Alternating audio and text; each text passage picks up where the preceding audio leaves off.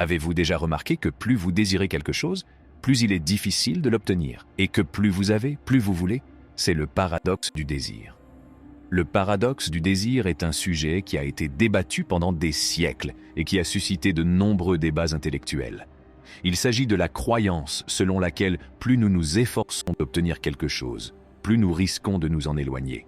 Cette notion a été étudiée par un grand nombre de religions, de philosophies et de théories psychologiques.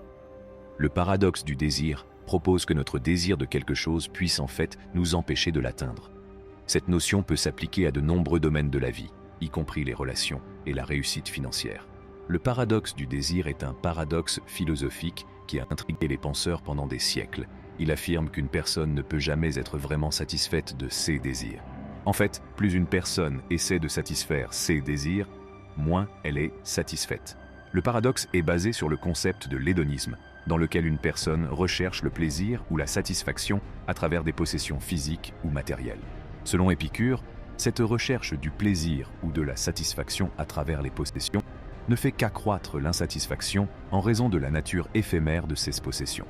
Par exemple, une personne peut acheter une nouvelle voiture, ce qui peut lui apporter plaisir et satisfaction sur le moment.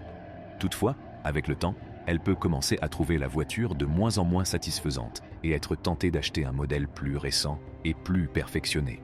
Ce cycle de désir et d'acquisition de biens ne fait qu'accroître l'insatisfaction et le malheur perpétuel.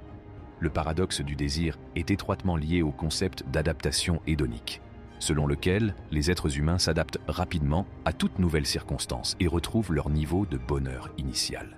Cela signifie qu'une personne peut éprouver une satisfaction momentanée en acquérant une nouvelle voiture ou un bien matériel, mais que ce sentiment sera rapidement remplacé par le même niveau de satisfaction qu'avant l'achat. Le paradoxe du désir peut s'appliquer à de nombreux aspects de la vie, y compris les relations, les carrières et les objectifs. Lorsqu'une personne se concentre sur des objectifs ou des désirs à court terme, elle risque de ne jamais être vraiment satisfaite. Elle devrait plutôt se concentrer sur des objectifs à long terme qui lui apporteront une satisfaction et un bonheur durable. Les dangers d'un désir excessif. Le désir excessif peut être dangereux. Il peut s'apparenter à une drogue, nous poussant à désirer de plus en plus, jusqu'à ce qu'il nous consume. Il peut conduire à un attachement malsain aux possessions matérielles, au statut social et à d'autres facteurs externes. Il peut également conduire à la comparaison et à l'envie, ce qui peut éroder notre estime de soi et nous faire sentir inadéquats. Lorsque nous nous attachons à quelque chose, nous en devenons obsédés. Nous y pensons constamment et nous avons peur de le perdre. Nous pouvons commencer à accorder trop d'importance à l'objet de notre désir, ce qui peut nuire à notre santé mentale et émotionnelle. Cela peut entraîner de l'anxiété et du stress, car nous avons peur de ne pas pouvoir obtenir l'objet de notre désir. Le désir excessif peut également conduire à la comparaison. Lorsque nous nous comparons aux autres, nous sommes toujours déçus. Nous pouvons nous sentir inadéquats ou insuffisants lorsque nous nous comparons à ceux que nous considérons comme meilleurs que nous. Nous pouvons devenir jaloux ou envieux des personnes qui ont plus que nous, ce qui peut entraîner beaucoup de doutes et d'insécurité. L'insatisfaction peut résulter d'un désir excessif. Nous n'en aurons jamais assez, quelle que soit la quantité que nous possédons. Nous désirons toujours plus, ce qui peut conduire à un cycle sans fin de recherche de choses qui ne peuvent jamais vraiment nous satisfaire. Nous pouvons croire que le fait d'avoir plus d'argent, de biens ou de succès nous rendra heureux, mais ce n'est pas le cas. Le vrai plaisir vient de l'intérieur et ne peut être acheté avec de l'argent ou obtenu par des biens. Un désir excessif peut avoir de nombreuses conséquences négatives. Il peut conduire à des attachements malsains, à la comparaison avec les autres et à l'insatisfaction. Nous pouvons penser que le fait d'avoir plus nous rendra heureux, mais ce n'est pas vrai. Le vrai bonheur vient de l'intérieur et ne s'achète pas ou ne se gagne pas par un désir excessif. Nous devons être attentifs à nos désirs et apprendre à nous contenter de ce que nous avons. Vouloir moins peut aider. Vouloir moins peut être incroyablement libérateur. Mais est-il vraiment possible de vouloir moins? Et si oui, comment faire?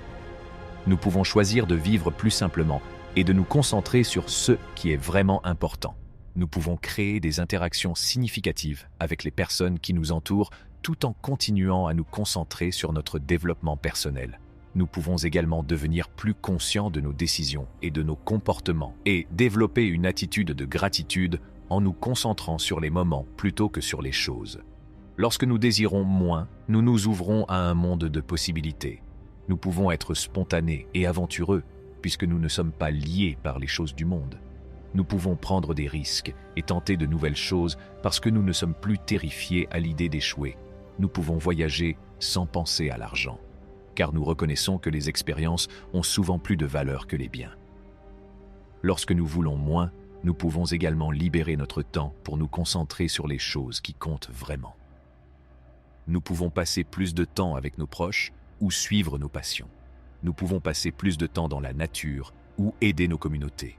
Nous pouvons faire davantage ce que nous aimons ou nous concentrer sur notre développement spirituel. Nous pouvons être plus présents dans notre vie et plus attentifs à nos actions. Se défaire de nos attachements aux possessions matérielles et au statut social peut être incroyablement libérateur. Cela peut nous donner le courage de prendre nos propres décisions et la liberté de vivre notre vie comme nous l'entendons. Cela peut nous rapprocher de notre véritable personnalité et nous aider à apprécier les choses simples de la vie. Lorsque nous voulons moins, nous nous ouvrons à un monde de possibilités. Nous pouvons découvrir une toute nouvelle façon de vivre. Nous pouvons apprendre à vouloir moins et à apprécier ce que nous avons actuellement en suivant ces suggestions. Peut-on vraiment choisir de vouloir moins, ou y a-t-il quelque chose de plus à faire? Créer des liens. Nous sommes des créatures sociales et nous avons besoin de contact pour nous épanouir. Veillez donc à tendre la main à ceux qui vous entourent et à nouer des relations fructueuses. Privilégiez les expériences. Au lieu de chercher à accumuler de plus en plus de biens matériels, essayez de vous concentrer sur les expériences. Les expériences sont plus significatives et plus durables que les biens matériels. Passez du temps avec vous-même. Apprenez à apprécier votre propre compagnie et à prendre plaisir aux moments simples de la vie. Le paradoxe du désir en psychologie. Le paradoxe du désir a également été exploré dans diverses théories psychologiques. Carl Jung pensait que le désir de validation et de reconnaissance externe pouvait être une source de malheur. Il pensait que le vrai bonheur se trouvait dans l'acceptation et la conscience de soi. Le concept d'impuissance apprise suggère que lorsqu'une personne se concentre trop sur ce qu'elle ne peut pas changer, elle devient accablée et impuissante. Cela peut conduire à un sentiment de désespoir. Le paradoxe du désir se retrouve également dans le concept de flux. Il s'agit de l'idée que lorsqu'une personne est tellement absorbée par une activité qu'elle en perd la notion du temps, elle peut éprouver une grande satisfaction et de la joie. Ce phénomène se manifeste dans des activités telles que la peinture, l'écriture ou la pratique d'un instrument de musique. Le paradoxe du désir est puissant. Il peut être à la fois source de souffrance et de bonheur. Mais en fin de compte, nous pensons que les avantages de vouloir moins l'emportent sur les risques.